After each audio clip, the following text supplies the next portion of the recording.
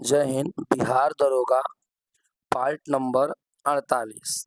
आपको पता है कि अभी बिहार दरोगा का 2025 में न्यू वैकेंसी आया हुआ है 1817 पदों के लिए। थोड़ा समझिए, 1817 पदों के लिए न्यू वैकेंसी आया हुआ है। उसके लिए संपूर्ण जीके जीएस इसमें आपको मिल जाएंगे। इसमें लगभग हर तरह के सवाल आपको देखने को मिलेगा। जैसे कुछ ऐसे सवाल होंगे जो प्रीवियस ईयर के सवाल होंगे, जो पहले बिहार दरोगा के एग्जाम में पूछा हुआ सवाल है। कुछ सवाल ऐसे होंगे जो एनसीईआरटी बेस के होंगे। कुछ सवाल ऐसे होंगे जो 9th और 10th के सिलेबस के होंगे। हर तरह के क्वेश्चन आपको इसमें मिल जाएंगे। क्वालिटी पर मत जाइएगा। वो कहा गया है कि जो गरजता है वो बरसता नहीं। आप लोग कलम कॉपी लेकर बैठे, सुने, समझे और नोट बनाने का प्रयास करें। वीडियो में लगभग 10,000 सवाल होंगे और उन सवालों का नीचे एक्सप्लेन भी होगा। यदि आप सवाल के साथ उनका एक्सप्लेन तैयार कर लेते हैं तो गारंटी है बिहार दरोगा का एक भी क्वेश्चन छूटने का कोई चांस तो नहीं है। आप अपना मैथ रीजनिंग कहीं और से तैयारी कर लीजिए और जीके जीएस के लिए ये परफेक्ट वीडियो होने वाला है। तो चलिए स्टार्टिंग करते हैं। सबसे पहले आज हम एक मुगल बादशाह हुमायूं के बारे में समझेंगे। आज एक मुगल बादशाह हुमायूं के बारे में समझेंगे कि हुमायूं ने 1530 से लेकर 1556 में क्या किया है। चलिए पहला बात, चौसा का युद्ध 25 जून 1539 में शेर खां एवं हुमायूं के बीच हुआ था। देखिए, चौसा का जो युद्ध है वह कभी शेर शाह और हुमायूं के बीच में हुआ था। चौसा का युद्ध जो है वह कभी शेर खां और हुमायूं के बीच में हुआ था 25 जून 1539 को। इस युद्ध में शेर खां जीत गए और हुमायूं की हार हो गई। समझिए, चौसा का युद्ध 25 जून 1539 को हुआ था शेर खां और मुगल शासक हुमायूं के बीच में।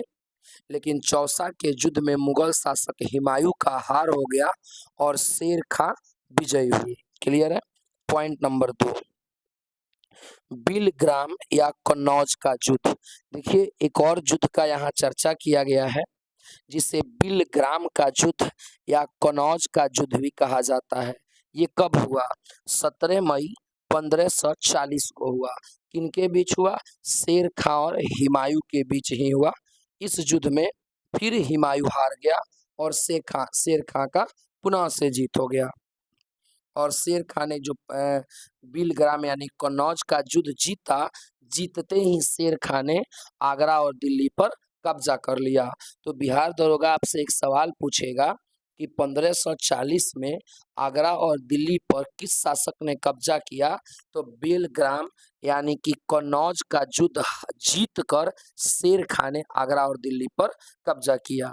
अगला पॉइंट देखते हैं, हुमायूं द्वारा लड़े गए 5 प्रमुख युद्ध। देखिए, हुमायूं तो बहुत सारे युद्ध लड़े हुए हैं, लेकिन हुमायूं ने अपने जीवन काल में 5 ऐसे युद्ध लड़े हैं जो बहुत इंपॉर्टेंट है। तो आइए उनको जान लेते हैं। पहला, कालिंजर का युद्ध जो 1531 में हुआ। दूसरा, देवरा का युद्ध जो 1532 में हुआ। आप देवरा का मतलब कुछ और मत समझ लीजिएगा। कालिंजर यानी 1531 में हुआ, देवरा का युद्ध यानी 1532 में हुआ। देवरा का युद्ध का मतलब ये नहीं देवर लड़ रहे थे, नहीं। चौसा का युद्ध 1539 में हुआ। बिलग्राम यानी कन्नौज का युद्ध 1540 में हुआ। सरहिंद का युद्ध 1555 में हुआ। नॉर्मल सा कहानी है कि हुमायूं ने बहुत सारे युद्ध लड़े, लेकिन उनमें से 5 युद्ध बहुत ज्यादा इम्पोर्टेंट था। जैसे कालिंजर का युद्ध जो 1531 में लड़ा, देवरा का युद्ध जो 1532 में लड़ा, चौसा का युद्ध जो 1539 में हुआ, बिलग्राम यानी कि कन्नौज का युद्ध जो 1540 में हुआ, सरहिंद का युद्ध जो 1555 में हुआ। क्लियर है। तो ये हुमायूं के बारे में कुछ बातें थी जो बिहार दरोगा से रिलेटेड है। आइए अगले क्वेश्चन की तरफ चलते हैं। आगे हम जानेंगे एक और मुगल शासक औरंगजेब के बारे में। आगे हम जानेंगे मुगल शासक औरंगजेब के बारे में। क्लियर है? औरंगजेब के बारे में हम 1658 से 1707 तक जानेंगे क्या किया हुआ। यानी औरंगजेब का जन्म 1658 में हुआ था और मृत्यु 1707 में हुआ था। तो औरंगजेब ने क्या किया, आइए समझते हैं। पहला पॉइंट, जय सिंह एवं शिवाजी के बीच पुरंदर की संधि 22 जून 1665 को संपन्न हुआ। देखिए, एक संधि हुआ, पुरंदर की संधि कब हुआ? 22 जून 1665 में हुआ। किनके बीच में हुआ? जय सिंह और शिवाजी के बीच में हुआ। क्लियर है? आगे देखते हैं। मई 1666 को आगरा के किले दीवान आम औरंगजेब के समक्ष शिवाजी उपस्थित हुए, जहां शिवाजी को कैद कर आगरा के जयपुर भवन में रखा गया। देखिए, आगरा में शिवाजी औरंगजेब से मिलने गए थे 1666 में। आगरा में 1666 में हमारे छत्रपति शिवाजी अंग्रेज से मिलने गए थे, लेकिन अंग्रेज ने उनके साथ धोखा कर लिया, उनको बंदी बनाकर आगरा के जयपुर भवन में रख दिया, जेल में डाल दिया। इस्लाम नहीं स्वीकार करने के कारण सिखों के 9वें गुरु तेग बहादुर की हत्या औरंगजेब ने 1675 में दिल्ली में करवा दी। देखिए, सिखों के जो 9वें गुरु थे, असल में सिख धर्म के तो 10 गुरु हुए थे, जिनमें से फेमस है 10वें गुरु गोविंद सिंह, पहले हैं गुरु नानक और 5वें हैं अर्जुन देव। लेकिन जो सिख धर्म के 9वें गुरु थे तेग बहादुर, औरंगजेब उनसे बोला कि तुम इस्लाम धर्म अपना लो, लेकिन तेग बहादुर ने इस्लाम धर्म न अपनाया, जिसके कारण औरंगजेब ने उनका हत्या करा दिया दिल्ली में 1675 में। क्लियर है? अगला एक्सप्लेन। औरंगजेब ने 1679 में जजिया कर को पुनः लागू किया। देखिए, जजिया कर जो गैर मुसलमानों से लिया जाता था, जजिया कर जो मुसलमानों को छोड़ के सबसे लिया जाता था, उसको अकबर ने समाप्त कर दिया था, लेकिन पुनः औरंगजेब ने जजिया कर को 1679 में लागू कर दिया। तो यह हम जाने हैं औरंगजेब के बारे में। क्लियर है? चलिए अगले क्वेश्चन की तरफ चलते हैं। चलिए अगला क्वेश्चन आ रहा है, थोड़ा अच्छे से समझिए। ये बिहार दरोगा के प्रीवियस ईयर का सवाल है। तिलहन के उत्पादन में वृद्धि का क्या कारण है? तिलहन के उत्पादन में वृद्धि हुआ है, तो कौन सा कारण क्या हुआ था? श्वेत क्रांति? नहीं। पीली क्रांति, नीली क्रांति, भूरी क्रांति? यस, तिलहन के उत्पादन में वृद्धि हो जाए, इसके लिए ऑप्शन नंबर बी पीली क्रांति की गई थी। क्लियर है? आइए सवाल के एक्सप्लेन को समझते हैं। पहला एक्सप्लेन, देखिए दाल जो है, दाल वह तिलहन में ही आता है और दाल को गरीबों का दूध कहा जाता है। बिहार पुलिस आपसे एक सवाल पूछेगा कि गरीबों का दूध किसे कहा जाता है, तो दाल को ही गरीबों का दूध कहा जाता है। अगला एक्सप्लेन, नवंबर 2004 में राष्ट्रीय किसान आयोग का गठन डॉक्टर एम.एस. स्वामीनाथन की अध्यक्षता में हुआ था। देखिए, यह वही एम.एस. स्वामीनाथन है जो हरित क्रांति के जनक थे। यानी एम.एस. स्वामीनाथन ने हरित क्रांति को शुरू किया और राष्ट्रीय किसान आयोग का गठन भी एम.एस. स्वामीनाथन ने ही किया नवंबर 2004 में। क्लियर है? चलिए आगे चलते हैं, अगले क्वेश्चन को समझते हैं। थोड़ा आप यहाँ ध्यान रखिए, मंजिल अभी दूर है लेकिन जाना जरूर है, रुकना नहीं है। लिख दीजिए अपने कामयाबियों को चट्टान के उस चोटी पर जहां लोग जाने के लिए सोचे कि आखिर हम जाएं कैसे।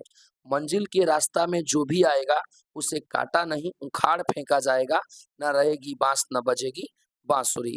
बहुत इंपॉर्टेंट होने वाला है, मैं चाहूंगा कि आप इसे नोट करें। क्लियर है? चलिए अगले सवाल को देखते हैं। ये भी बिहार दरोगा के प्रीवियस ईयर का ही सवाल है। सवाल क्या है? राज्य पृथ्वी पर ईश्वर का अवतार है, कथन किस विचारक का है? एक कथन है हमारे सामने कि राज्य जो है वो पृथ्वी पर ईश्वर का अवतार है। ये कथन किसने दिया? हेगेल, अरस्तु, प्लेटो की ग्रीन? आपका आंसर हो जाएगा ऑप्शन नंबर ए, ये कथन हेगेल ने दिया है। आइए सवाल के एक्सप्लेन को समझते हैं। पहला एक्सप्लेन, देखिए राज्य के 4 तत्व होते हैं, भूमि, जनसंख्या, सरकार और संप्रभुता। थोड़ा समझिए, राज्य के 4 तत्व होते हैं, यानी राज्य को 4 हिस्सों में बांटा गया है। ये राज्य के बारे में बताया किसने? तो हेगेल ने बताया है। क्लियर है? तो भूमि है, जनसंख्या है, सरकार है और संप्रभुता है। अगला पॉइंट, हेगेल जर्मनी के स्टुटगार्ट के रहने वाले थे। ये हेगेल कहाँ के थे? जर्मनी। जर्मनी में कहाँ के? स्टुटगार्ट के। अगला पॉइंट, हेगल की प्रसिद्ध रचना न्याय का सिद्धांत था। न्याय का सिद्धांत किनका रचना है? हेगल का ही रचना है। अगला पॉइंट, अरस्तु यूनान के थे। देखिए, ये यही अरस्तु हैं जो जीव विज्ञान के पिता भी थे। अरस्तु कहाँ के थे? तो अरस्तु यूनान के थे। अगला एक्सप्लेन, अरस्तु प्लेटो के शिष्य और सिकंदर के गुरु थे। देखिए, अरस्तु जो है ना, अपनी शिक्षा प्लेटो से सीखे हैं। तो अरस्तु के गुरु कौन थे? प्लेटो। और सिकंदर महान जो था वो अरस्तु से सीखा है, तो सिकंदर महान का गुरु अरस्तु। क्लियर है ना? आगे चलते हैं।